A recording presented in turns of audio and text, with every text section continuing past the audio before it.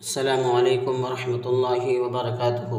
محترم سامعین، واقعہ کربلا کے 17ویں قسط کے اندر آپ لوگوں نے امام حسین رضی اللہ تعالی عنہ کا جو چھوٹا بیٹا تھا علی اصغر، ان کی شہادت کا واقعہ سنا اور شہر بانو کا خواب کے بارے میں بھی آپ نے سنا۔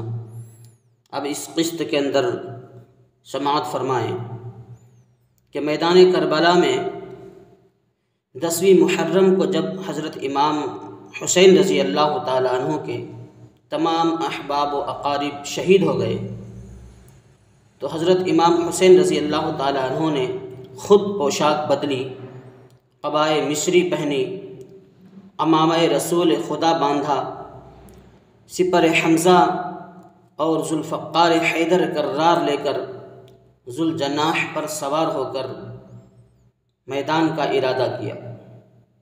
اتنے میں حضرت حسین رضی اللہ تعالی عنہ کے صاحبزادے علی اوسط یعنی امام زین العابدین سے جو مشہور ہیں، اس وقت بیمار تھے اور ناتوانی سے اٹھ نہ سکتے تھے۔ بڑی مشکل سے عصا تھامے ہوئے، ضعف کے باعث، کمزوری کے باعث لڑکھڑاتے ہوئے حضرت امام رضی اللہ تعالی عنہ کے پاس آ کر عرض کرنے لگے، ابا جان، میرے ہوتے ہوئے آپ کیوں تشریف لے جا رہے ہیں؟ مجھے بھی حکم دیجئے کہ میں بھی لڑ کر درجہ شہادت حاصل کر لوں اور اپنے بھائیوں سے جا ملوں۔ یہ امام حسین رضی اللہ تعالی عنہ کے بیچ کے لڑکے تھے، علی اکبر بڑے اور علی اصغر چھوٹے، جو دونوں شہید ہو گئے۔ یہ بیچ کے بیٹے تھے جو بیمار تھے۔ حضرت امام زین العابدین کی یہ گفتگو، یہ باتیں سن کر امام حسین رضی اللہ تعالیٰ عنہ آپ دیدہ ہو گئے اور ارشاد فرمایا، اے راحت جان حسین،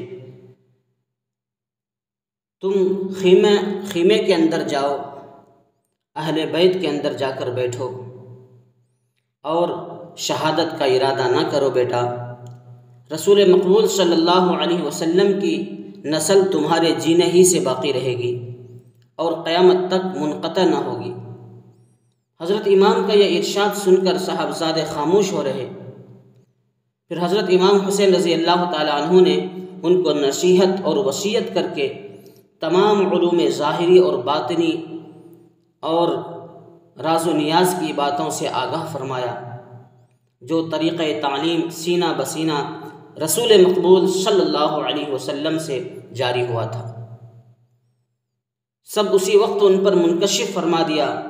اور پھر آپ خیمے کے اندر تشریف لائے اور اہل بیت کی طرف مخاطب ہو کر ہر ایک سے الوداعی کلام فرمایا، جس کا نقشہ شاعر نے یوں کھینچا ہے، الوداع اے اہل بیت مصطفیٰ، الوداع آل پیمبر، الوداع۔ پھر گلے لپٹا کے عابد سے کہا، اے میرے بیمار دلبر الوداع۔ زینب و کلثوم سے یہ پھر کہا، اب ہے تم سے بھی برادر الوداع۔ بولے پھر بالی سکینہ سے حسین، اے میری مظلوم دختر الوداع۔ شہر بانو سے یہی کہتے تھے شاہ، اے میری غمخوار مضطر الوداع۔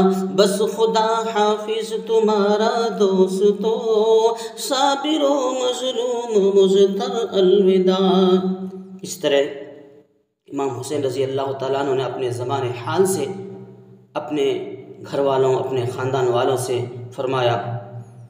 اس کے بعد میرے محترم بزرگوں دوستو، حضرت امام حسین رضی اللہ تعالیٰ عنہ خود بنفس نفیس میدان میں تشریف لائے اور پہلے کچھ اشعار پڑھے، پھر لشکر ابن سعد سے اتمام حجت کے لیے بہت کچھ فرمایا، مگر وہ ظالم نہ مانے اور بہرحال لڑنے پر تیار ہو گئے، آمادہ ہو گئے، اور سب اپنی تلواریں اور نیزے چمکا کر آگے بڑھنے لگے۔ حضرت امام حسین رضی اللہ تعالی عنہ نے بھی ذوالفقار میان سے نکالی اور دشمنوں پر حملہ کر دیا۔ اللہ اللہ اکبر اللہ۔ یہ حملہ کیا تھا؟ شیر یزداں کا حملہ تھا جو آپ کے مقابلے میں آیا، پے کے قضا نے سیدھا اس کو جہنم میں پہنچا دیا۔ سینکڑوں جفاکاروں سے لڑے، سینکڑوں کو فی النار کر دیا، جس طرف نگاہ پلٹی صف کے صف الٹ دی۔